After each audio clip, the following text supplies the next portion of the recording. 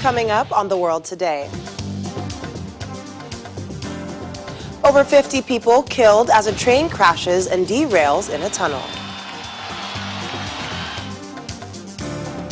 Christians around the world mark Good Friday under various movement restrictions amid COVID-19 outbreaks fanned by new variants.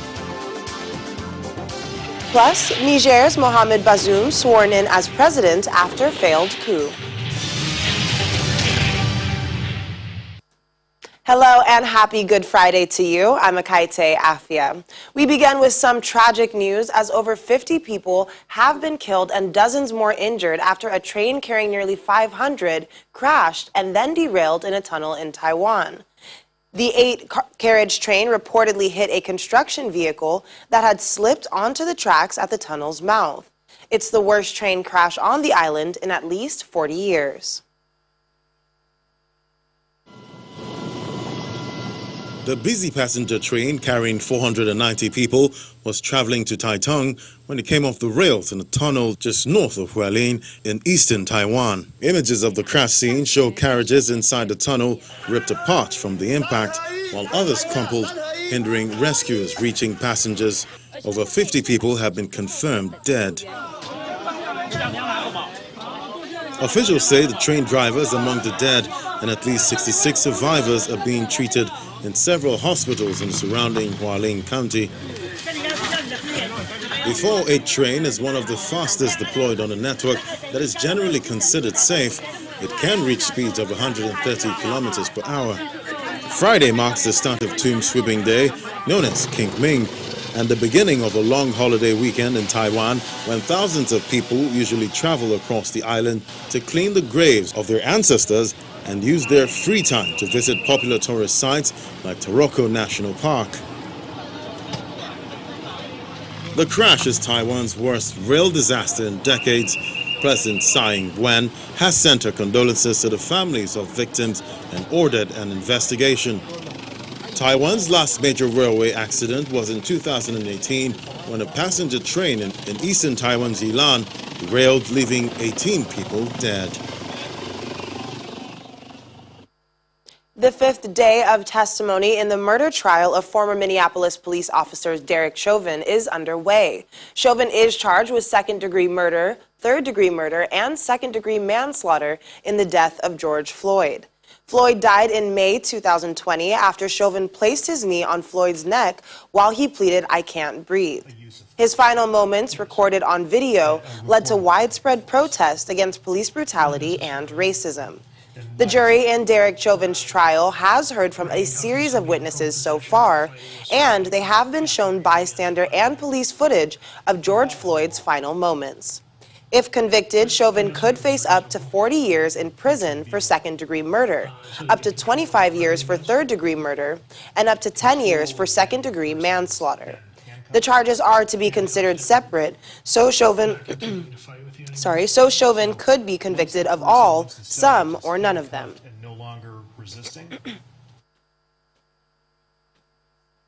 The VOA's Mike O'Sullivan joins us now for more. Mike, thanks for joining us on the program today. Thank you for having me. So it is day 5. Give us a recap of what happened yesterday and what we can expect from today's proceedings. Well, we heard a series of witnesses yesterday, including Chauvin's girlfriend, who served to really humanize him, discussing her own problem with opioid addiction and his struggle with drugs. And the close relationship they had. We also heard from a paramedic who testified that he found no pulse when he checked Chauvin as he was lying on the ground on the scene. And we heard from a former sergeant who made one critical comment that Floyd should not have kept his knee on, Chauvin should not have kept his knee on Floyd's neck at the point that he was not responding and he no longer posed a threat. But this morning we've heard some very dramatic testimony from the former head of the homicide division of the Minneapolis Police Department, who said that Chauvin holding his knee on Floyd's neck for that length of time when Floyd was not responding was uncalled for, that it was a deadly use of force, the maximum use of force allowable in standard police practice. So that was not good for the Chauvin defense. Well, this is a highly emotional case. George Floyd's death led to widespread protests against police brutality and racism, and now witnesses and evidence are all out in the open. Defense lawyers have indicated that they will argue that Mr. Floyd died of an overdose and poor health, and that the force used was reasonable, despite what you did just say. But what reactions are we seeing at this time from Americans? Well, it's hard to know, and Americans are very divided, according, by locality and state. Conservative states tend to sympathize more with the police. Cities that tend to be more liberal, have larger minority populations, tend to be more critical of the police. So it's hard to get a read yet. But we know that the testimony is very dramatic. What the prosecution is doing is trying to just open up reasonable doubt. The standard in criminal cases is not, the preponderance of the evidence. They don't have to prove to a 51% level that a person is guilty. They have to, the prosecution has to prove beyond a reasonable doubt that the person is guilty of the crime. And the defense is just trying to open up some questions so the jury can say, well, we think he was probably guilty. He may well have been guilty, but there is some doubt. If it meets that reasonable doubt standard, they would supposedly have to acquit him. Well, speaking of that, how soon can we expect a judgment in this case? Well, things seem to be moving quickly, but the judge at the beginning of the case said it was likely to last 2 to 4 weeks. So possibly as soon as the end of next week, possibly another 3 weeks. But, we've had a very eventful first week of testimony. All right. Well, Mike, thank you so much for joining us today, and we will definitely be keeping a close eye on the case. Do stay safe out there. Yeah, thank you. Still in the United States, the White House says it is incredibly alarmed by a video released by U.S. Border Patrol showing 2 toddlers being dropped over a 14-foot or 4-meter border fence. The video showed 2 young girls being dropped over the fence into New Mexico by 2 adults who then ran away up a hill on the Mexican side of the border. In a statement released earlier, the U.S. Border Patrol said that an agent operating the camera had spotted the girls, sisters from Ecuador aged 3 and 5, being left alone in the middle of the desert. The agent then alerted police, who picked up the girls and transported them to Santa Teresa Border Patrol Station, where they were medically evaluated and put in temporary holding.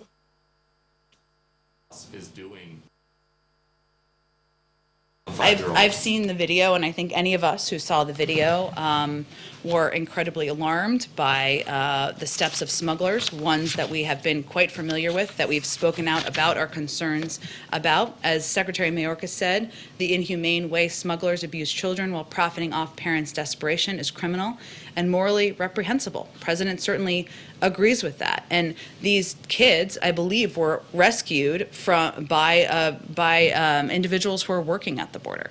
I will say that our concern and our focus is on sending a clear message to the region that this is not the time to come.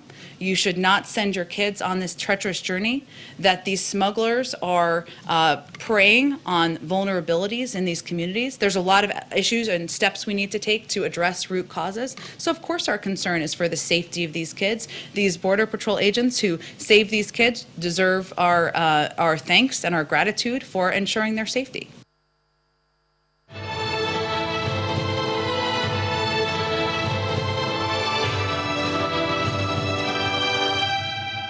Christians around the globe are marking the second Good Friday since the coronavirus pandemic started.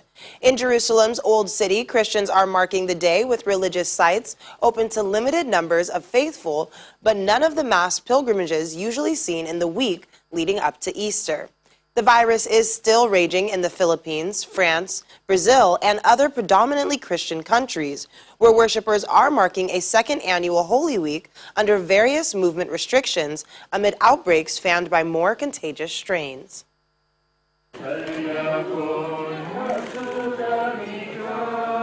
Worshippers began the Easter festival of Good Friday with the procession through the Via Dolorosa to the Holy Sepulchre Church, built over the sites where Christians believe Jesus was crucified, buried, and resurrected.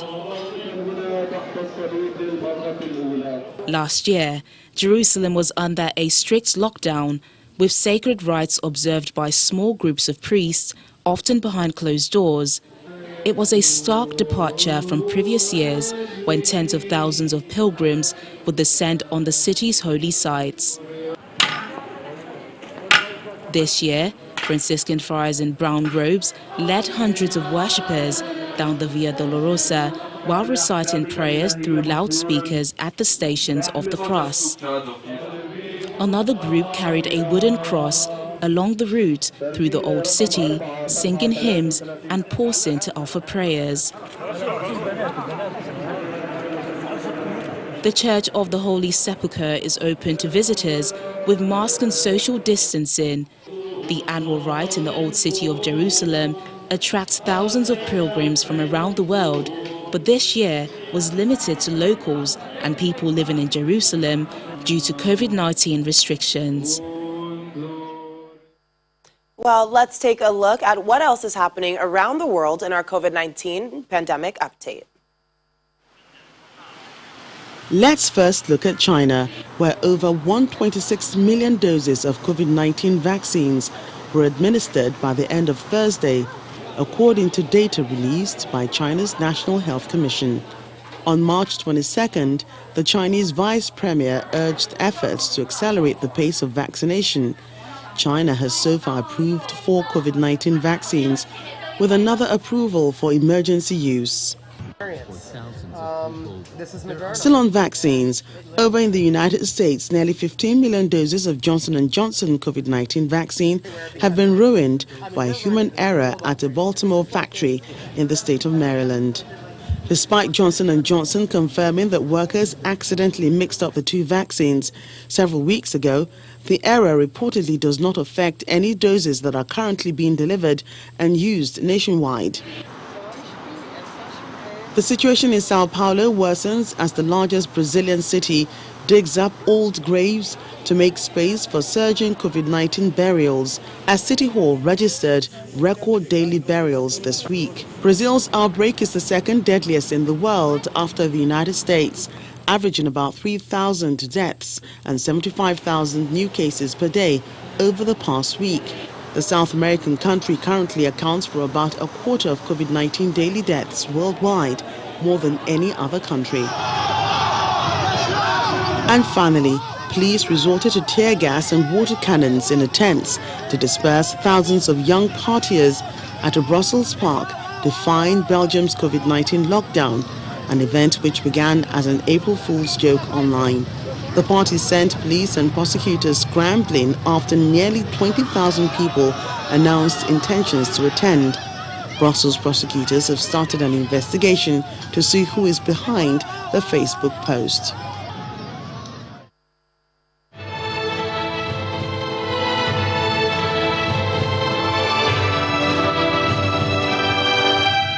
Still to come on The World Today. On London rooftop, a Royal Opera chorus reunites for a performance.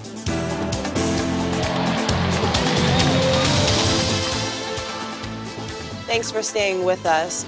Niger has had its first democratic transfer of power after Mohamed Bazoum was sworn in as president. It comes just days after the government says it thwarted an attempted coup by parts of the military.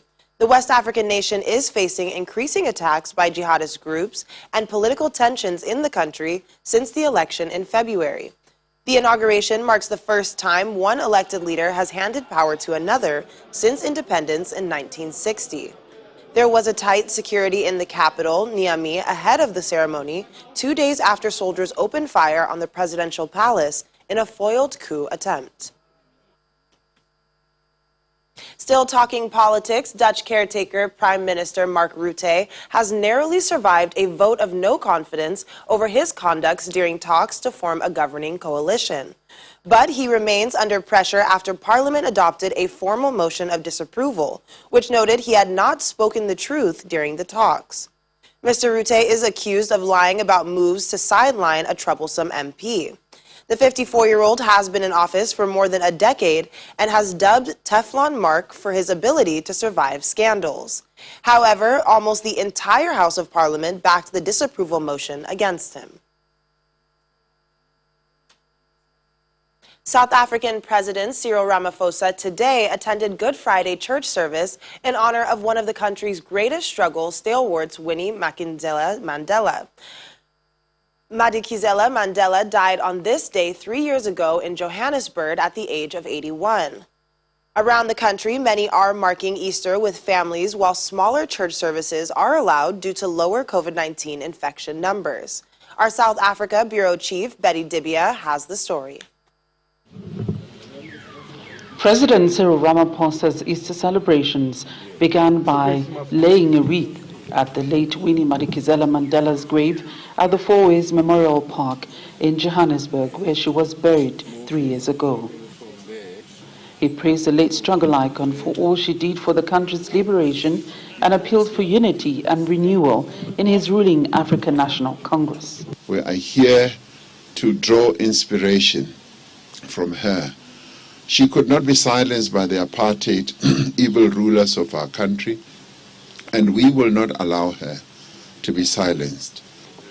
Speaking on behalf of the Mandela family, Nomaswazi Mandela said, as a family, they feel honored to have belonged to the same family with Madikizela Mandela. She was more than just the matriarch. She was the glue that held us together.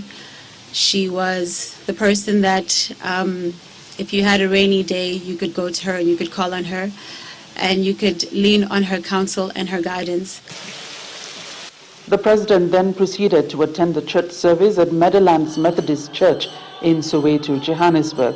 This is not an ordinary church and was not chosen randomly. Winnie Madikizela Mandela was a full member of this church and spent most of her Sundays worshipping here. The struggle icon died in Johannesburg after a prolonged illness and is remembered for her anti-apartheid struggles, for which she was subjected to punishment like solitary confinement, torture, and banishment.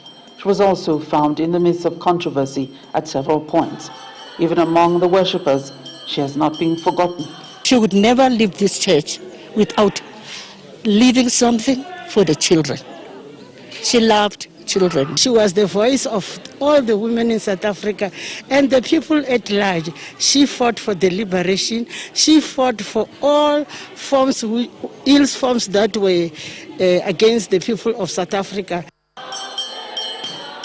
As a result of the COVID-19 pandemic, this year, government decided to give South Africans an Easter gift by allowing Easter services to hold in venue and to increase the numbers of worshippers from 100 to 250 indoors and up to 500 outdoors. From Johannesburg, South Africa, Betty Dibia, Channels Television News. And finally on the program, like other cultural venues across Britain, the Royal Opera House, also home to the Royal Ballet, shut its doors in March 2020, when Prime Minister Boris Johnson ordered Britons to stay home to stop the spread of the virus. But this week, after the UK eased restrictions and slowly emerges from lockdown, they are back and ready to spread the message of hope with their voices. Take a listen. Wrapped in coats and with London's famed landmarks behind them, members of the Royal Opera Chorus sing their hearts out in their first reunion in a year. Standing apart due to social distancing measures brought about by the COVID-19 pandemic, the 25 singers are gathered on the rooftop of the Royal Opera House in London's Covent Garden. Their performance is streamed on the Royal Opera House's Facebook page on Good Friday as the venue prepares to welcome back audiences in May. About the springtime and celebrating the coming out of lockdown, and luckily we got a little bit of sun, and it's about greeting, Easter time and greeting the world, after lockdown. I think that we all need a bit of hope right now. I mean, it's been such a rough year, and in particular for opera. I mean, if you were going to invent a virus that was particularly damaging to an art form, it has been COVID for opera. I mean, it's been a really rough year. And what this surrounding does, it suggests hope, it suggests the future, it suggests height, and it suggests ambition. And those are all of the things that we should be aspiring to at the Royal Opera House. Like other cultural venues across Britain, the Royal Opera House, also home to the Royal Ballet, shut its doors in March 2020 when Prime Minister Boris Johnson ordered Britons to stay home to stop the spread of the coronavirus. Now, as the country slowly emerges from lockdown, the venue last week announced early plans for its 2021-2022 season, its first full season since 2019.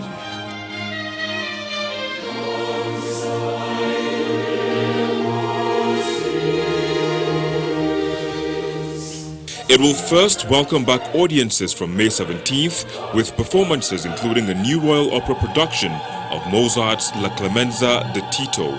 For now, members are just happy to be able to sing together once again and spread the message of hope.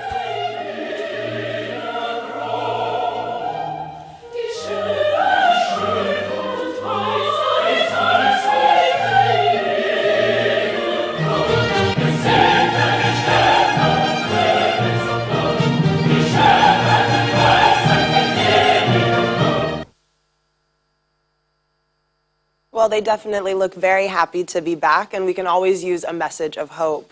That's all for the program today. I'm Akaite Afia. Have a great weekend and stay safe.